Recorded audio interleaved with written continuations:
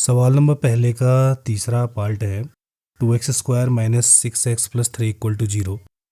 हमने इस पार्ट में इस समीकरण के मूल बताने हैं और उससे पहले हमने ये बताना है कि इनके मूलों का अस्तित्व है या नहीं।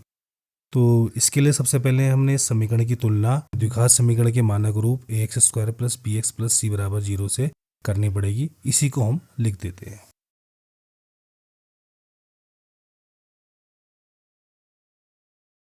तो द्विघात समीकरण के मानक रूप में हम देख सकते हैं कि x² का गुणांक a है और दिए गए सवाल में x² का गुणांक 2 है, तो a इक्वल टू हो जाएगा 2।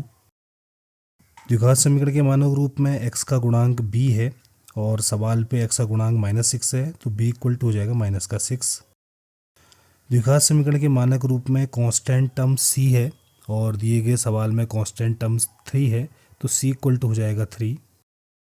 इसके बाद हम विभक्ति कर b² माइनस 4ac की वैल्यू निकालेंगे। अगर यह वैल्यू 0 या प्लस में आएगी तो मूलों का अस्तित्व होगा।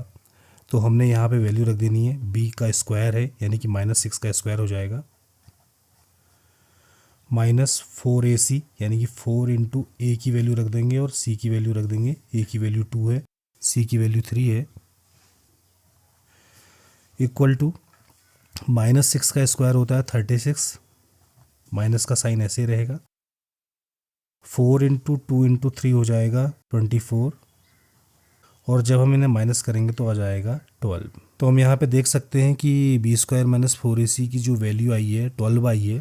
इसका जो यहाँ पे साइन है ये प्लस का छिपा हुआ है, यानी कि यह साइन प्लस है, धनात्मक है। तो ऐसी कंडीशन में मूलों का अस्तित्व होता है, 0 आए या प्लस आए तो मूलों का अस्तित्व होता है। तो पहले पार्ट में हमसे यही पूछा गया था इसके कि मूलों का अस्तित्व है या नहीं, तो हम लिख देंगे अतः दी गई द्विघात समीकरण के मूलों का अस्तित्व है। अब इसके बाद हमने इस द्विघात समीकरण के मूल भी निकालने हैं, तो इसके लिए हम द्विघाती सूत्र की सहायता लेंगे। तो हम लिखेंगे द्विघाती सूत्र से x की वैल्यू सीधे ही मिल जाती है। x इक्वल टू होता है -b प्लस माइनस √ का b² माइनस 4ac का होल अपॉन में 2a।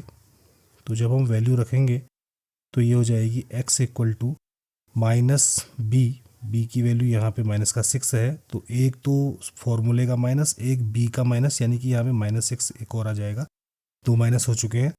फिर बीच पे हम प्लस माइनस का साइन लगा लेंगे जैसा कि सूत्र में दिया हुआ है।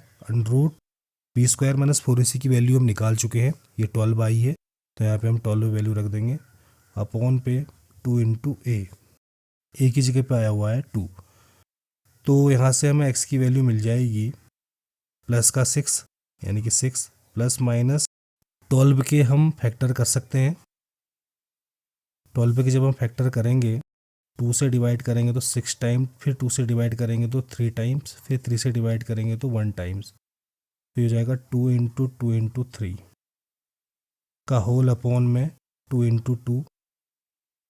और हम इसे लिख सकते थे, लेकिन चूंकि 2 कट जाना है तो इसलिए भी हमने 2 इंटू 2 के ही टर्म्स में लिखा हुआ है। तो यहाँ से x इक्वल टू हो जाएगा 6 प्लस माइनस, यहाँ अंदर जोड़े बन चुके हैं और वर्गमूल के अंदर अगर जोड़े बनते हैं तो उनमें से एक बाहर आ जाता है और वर्गमूल का निशान हट जाता है, तो 2 इंटू 2 में से 2 बाहर आ जाएगा और केवल अंदर बचे रहेगा 3, यानी कि 2√3 बच जाएगा। अपॉन में 4 ना लिख के हमने 2 इंटू 2 ही लिखा हुआ है।